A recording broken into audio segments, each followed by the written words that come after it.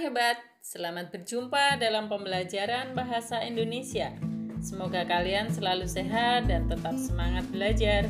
Kali ini kita akan belajar menelaah kebahasaan teks fabel.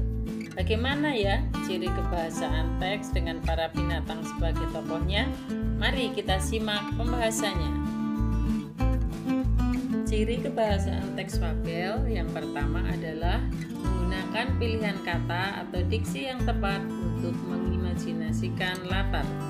Sebagai bentuk teks narasi yang mengisahkan peristiwa yang dialami tokoh, penggambaran latar secara jelas sangat penting agar pembaca dapat membayangkan atau memahami isi cerita. Nah, penggunaan pilihan kata yang tepat akan dapat menggambarkan latar dengan lebih jelas. Misalnya, hangat sinar matahari, telaga 3 warna, sinar matahari memecut kulit, secara berturut-turut menggambarkan latar suasana, latar tempat, dan latar waktu. Ciri kebahasaan yang kedua berupa penggunaan sinonim dan antonim. Sinonim adalah penggunaan kata-kata yang berbeda tetapi memiliki persamaan makna. Dalam fabel lebih tepat jika digunakan sinonim dengan efek emosi kuat karena dapat menghidupkan suasana. Misalnya kata senang diungkapkan dengan riang gembira, tidak teratur diganti dengan berantakan, sedih diganti dengan merana.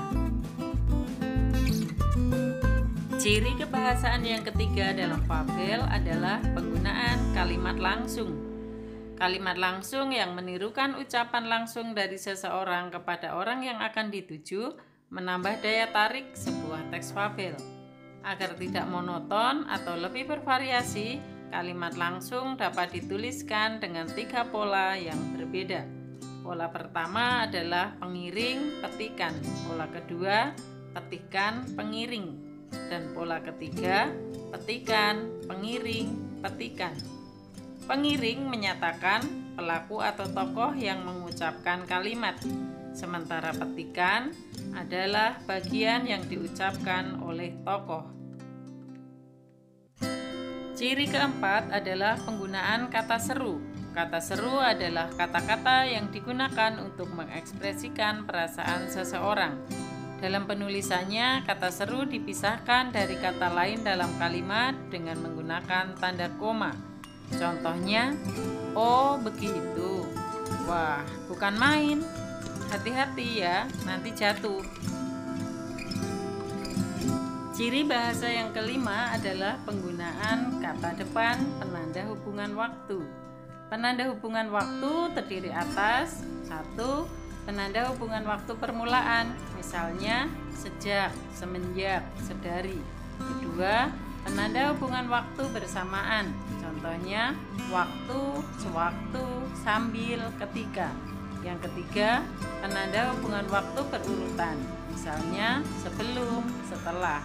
Dan penanda hubungan waktu yang keempat adalah penanda hubungan waktu batas akhir, misalnya hingga, akhirnya, sampai. Yang keenam, penggunaan konjungsi urutan. Konjungsi atau kata penghubung yang dimaksud adalah konjungsi untuk menghubungkan klausa dengan klausa atau menghubungkan pernyataan-pernyataan yang merupakan bagian dari sebuah kalimat.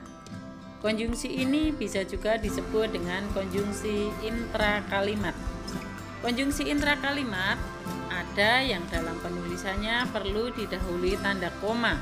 Contohnya titik-titik, padahal, sedangkan, seperti, tetapi, yaitu, atau yakni. Dan ada pula yang tanpa didahului tanda koma. Contohnya titik-titik, bahwa, karena, maka, sehingga. Ciri yang ketujuh berupa penggunaan kata sandang si dan sang. Kata sandang adalah sejenis kata penentu atau pembatas yang letaknya di depan kata benda atau kata sifat. Makna atau arti kata sandang bergabung dengan kata yang berada di belakangnya.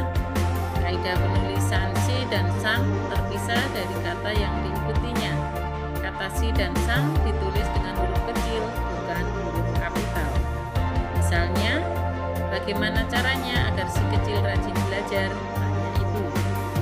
Kedua orang itu, si kecil dan si kancil, adalah pembantu di pasar. Penulisan kata kecil pada contoh pertama ditulis dengan huruf kecil karena bukan merupakan nama.